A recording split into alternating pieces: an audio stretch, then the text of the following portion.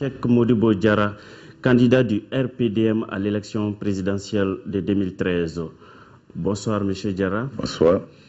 Pourquoi êtes-vous candidat à l'élection présidentielle de 2013 et quelles sont vos motivations? Je suis candidat à l'élection présidentielle de 2013 pour plusieurs raisons. D'abord parce que je suis malien et qu'en tant que malien, je sais que mon pays peut faire beaucoup mieux que ce qu'il fait en ce moment. Deuxièmement, je suis candidat à l'élection présidentielle parce que je suis conscient de tous les problèmes de ce pays et je détiens des solutions que je sais peuvent marcher pour tout le monde. Et finalement, je suis candidat à l'élection présidentielle à cause de l'amour que j'ai pour le Mali et de la passion que j'ai pour les Maliens. Voilà les raisons qui font que je suis devenu candidat à l'élection présidentielle du Mali. Monsieur Diarra, quels sont vos axes prioritaires pour sortir notre pays de cette grave situation sociopolitique et économique? Nos concitoyens sont préoccupés en temps normal par ce qu'on pourrait appeler la sécurité alimentaire. Les gens se préoccupent du devenir de leurs enfants, c'est-à-dire donner à ces enfants une bonne éducation, mais pas seulement cela. Faire en sorte qu'après avoir acquis une éducation solide, que ces enfants puissent justement vivre une vie productive pour qu'ils puissent faire avancer le développement du pays. Donc créer de l'emploi en adéquation avec les questions de développement de la nation pour que chacun puisse se sentir utile et utilisé par cette nation.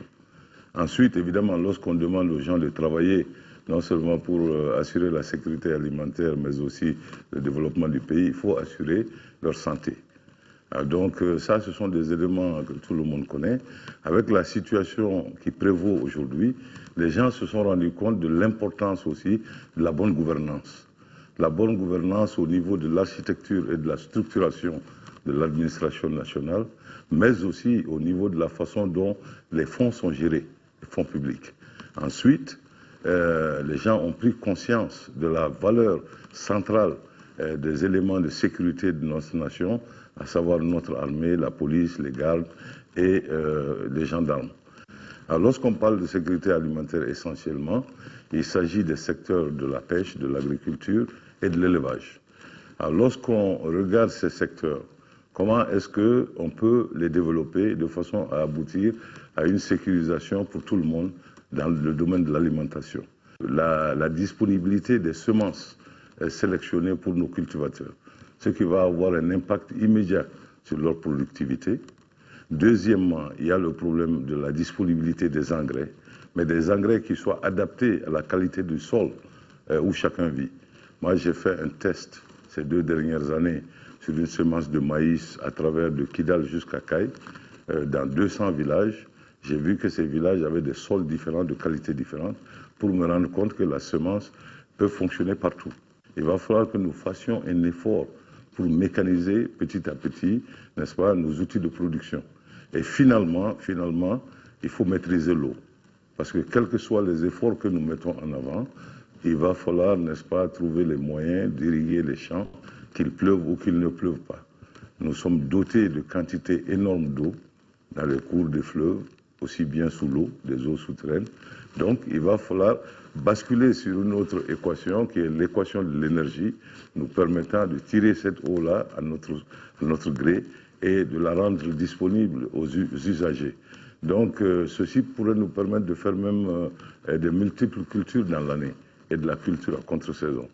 Mais même lorsque nous allons finir de résoudre les problèmes des semences, les problèmes des engrais, lorsque nous allons maîtriser l'eau, lorsque nous allons faire tout ça, il va falloir résoudre quand même le problème de la sécurité alimentaire. Parce que la sécurité alimentaire ne pourra être atteinte que lorsque le prix du kilo du riz sera un prix qui sera abordable pour nous deux. Sinon, si vous avez 100 tonnes de riz et que vous avez besoin d'un kilo, mais vous n'avez pas le prix pour acheter un kilo, ces 100 tonnes de riz sont à côté de vous, mais vous aurez toujours faim. Donc, il s'agit de prendre cette équation-là qui a beaucoup de paramètres. Et je parlais aussi de la maîtrise de l'eau, mais la maîtrise de l'eau doit faire appel aussi à une politique d'énergie, une politique énergétique très très conséquente qui nous permette vraiment de tirer cette eau-là de sous le sol et des cours de fleuve pour pouvoir irriguer des plaines arables que nous avons. Et donc, une politique énergétique aussi fait partie de l'équation de la sécurité alimentaire. Et tous les problèmes sont impétrés les uns dans les autres comme ça. Ce sont des problèmes à multiples paramètres que souvent les gens voient simplement la surface. On pense que la disponibilité, des fois on fait la confusion entre la disponibilité, n'est-ce pas, de la nourriture et la sécurité alimentaire pour tous. Évidemment, la disponibilité est un paramètre, mais il faut encore que les gens puissent pouvoir l'acheter. Le pouvoir d'achat aussi fait partie de cette équation. Si vous prenez le domaine de l'éducation, c'est pareil. Hein? Et d'ailleurs, on voit comment cette équation-là est compliquée, parce que l'éducation, si elle n'est pas mise en adéquation avec les projets de développement, aboutit toujours, n'est-ce pas, à des chômages qui sont indescriptibles. Alors donc, il s'agit de retourner, de faire un pas en arrière. Tout est important. Mais à un moment de la vie d'une nation, il faut faire des choix. Alors moi, je dis que nos choix, c'est-à-dire dans le déploiement des ressources qui vont être réservées à l'éducation, il faut que nous puissions mettre le poids sur la formation, de tout ce qui touche le secteur de l'agriculture, de l'élevage, de la pêche. 2, qu'on puisse former des ingénieurs qui puissent nous aider avec des infrastructures de toutes sortes, les routes, le développement de l'énergie solaire par exemple, et autres choses. 3, il nous faut développer le domaine de la médecine pour que nous puissions augmenter le taux de disponibilité de médecins par tête d'habitant. Et puis 4, comme nous voulons absolument éduquer nos enfants, il va falloir donc mettre l'accent sur la formation des enseignants qui vont s'occuper de l'éducation de ces enfants. Le 5e, évidemment, qui m'intéresse beaucoup, c'est lorsqu'on pense à la bonne gouvernance, n'est-ce pas? Il va falloir former des administrateurs qui ont un sens très aigu, n'est-ce pas, de l'État. Des gens qui savent les textes de l'État, qui connaissent ce que ça veut dire la bonne gouvernance, à savoir le premier pas vers la bonne gouvernance, c'est l'impartialité de l'administration, c'est les mêmes qualités de service à tous les citoyens, quel que soit leur revenu et leur statut social. Donc il va falloir avoir une école d'administration très très solide et très robuste, qui va nous former des administrateurs de haut niveau.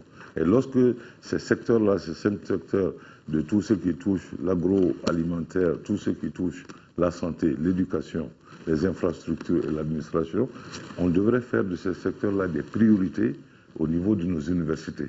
Parce que dans le temps immédiat, c'est ce dont nous avons besoin vraiment pour accélérer notre développement. Envisagez-vous une refonte des textes de base du Mali et comment comptez-vous le faire? J'ai été frappé par 2 choses. Lorsque, pour des raisons indépendantes de notre volonté, un président de la République démissionne ou n'est plus disponible, n'est-ce pas?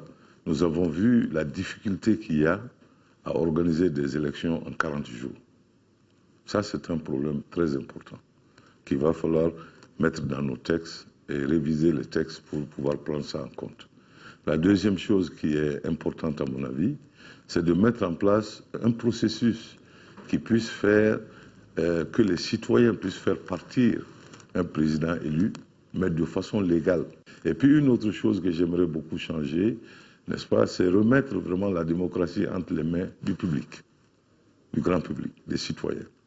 C'est-à-dire, dans la loi électorale, il faut absolument enlever le parrainage par des députés ou par des élus locaux et mettre le parrainage entre les mains des citoyens. Votre mot de la fin? Nous avons une situation que nous vivons aujourd'hui au Mali, une situation jamais vécue avant. Il est important que ces élections du 28 juillet puissent se passer de façon paisible. Nous avons la chance de les tenir dans un mois béni du Ramadan, où les gens pensent les uns aux autres et sont beaucoup plus apaisés. Et ça, c'est une chance. Et notre façon de montrer que nous aimons le Mali, c'est d'exercer ce devoir citoyen qui nous permettra de mettre à la tête de notre État la personne qu'il faut, mais soutenue par le plus grand nombre, ce qui nous donnerait déjà de la force pour justement initier le lancement dont nous avons besoin vers un Mali nouveau. Voilà le mot de la fin que j'ai. Je demande à tout le monde, aux jeunes, aux femmes, aux hommes, à tout le monde de sortir et de voter massivement. Évidemment, j'aimerais qu'ils votent massivement pour moi, évidemment, mais que tout le monde sorte pour voter dans tous les cas. Je vous remercie. Merci, M. Diarra.